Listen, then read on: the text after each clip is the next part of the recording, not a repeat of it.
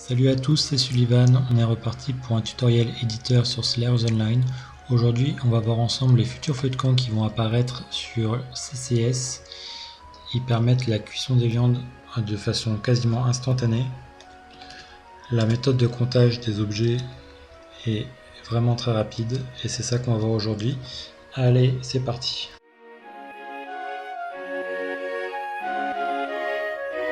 Allez, c'est parti, j'ai ouvert une carte de CCS où il y a un feu de camp, donc on s'intéresse directement à l'événement. Ici, il y a le chipset, donc avec l'effet visuel qui est animé. J'en ai déjà parlé la dernière fois, alors je ne vais pas revenir spécialement dessus, je ne vais pas en dire plus aujourd'hui. Ensuite, on peut constater qu'il y a 4 pages. On remarque qu'il y a cette case qui est cochée « Bloque le joueur ». Ça veut dire que le joueur ne pourra pas marcher sur le feu. Et ensuite, donc c'est quand le joueur appuie sur un bouton et que la bolle numéro 2, donc le booléen numéro 2, c'est une booléen qui est libre d'usage pour tout le monde. La seule condition, c'est qu'il faut que ça soit remis à 0 en sortant de la carte. Donc quand le joueur appuie sur un bouton, ça pose une question. Un bon feu, que faire? Cuire sa viande crue, changer ce point de résurrection, ou rien. Toujours faire sortir de la boucle, je vous rappelle. Si le joueur choisit de cuire sa viande crue, sa bolle est mise à 1. Et quand le joueur choisit de répondre changer son point de résurrection, il y a le point de résurrection qui change et un message qui annonce que c'est fait. Et ensuite, si le joueur ne répond rien, il y a juste un message qui est affiché au joueur. Donc on va s'intéresser particulièrement à cuire ma viande crue.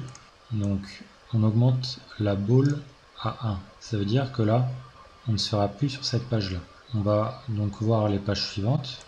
Là, automatiquement, boule 2 égale 1. Ça veut dire que là, si le joueur choisit de répondre cuire ma viande crue, on atterrit automatiquement sur cette page-là.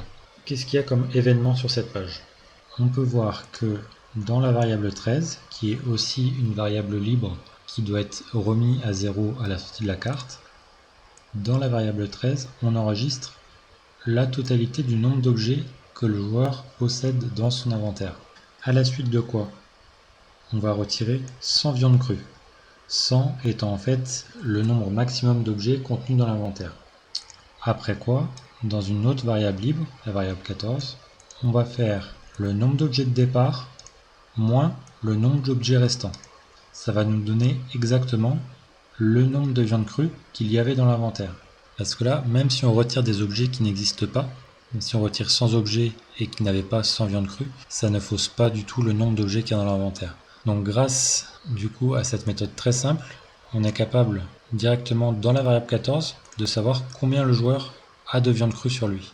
Après quoi, moi je me suis servi de la variable 16 pour demander au joueur, maintenant qu'il sait combien de viande crue il a, donc là c'est pour demander au joueur combien il veut cuire de viande. Et je me suis servi de la commande min qu'on retrouve ici, c'est même ce qu'ils appellent une variable. Donc je me suis servi de la commande minimum en fait, où dans la variable 16 ça va mettre la valeur minimum entre ce que le joueur va rentrer ou la variable 14. C'est-à-dire que si le joueur essaie de faire cuire 1000 viandes, c'est impossible. Ça mettra le minimum entre la variable 14 et 1000, donc ça mettra la variable 14. Ainsi, grâce à cette variable min, le joueur ne peut pas tricher et dépasser et essayer d'obtenir des viandes cuites qu'il n'a pas en fait. Donc là, dans la variable 16, il y a le nombre de viandes qu'il peut cuire. On rappelle qu'il n'a plus du tout de viande crue dans son inventaire, donc il suffit ensuite de rajouter des viandes cuites. Et on en rajoute combien? On en rajoute variable 16. À la suite de quoi, je mets une nouvelle valeur à la variable 14, qui je vous rappelle est le nombre de viandes crues. Donc variable 14 égale variable 14, donc le nombre de viandes crues, moins le nombre de viandes qu'il a cuit. Et je fais rajouter dans son inventaire les viandes crues qui lui restent. Soit il en a plus et ça en ajoutera 0, soit ça ajoutera directement la différence, donc c'est parfait.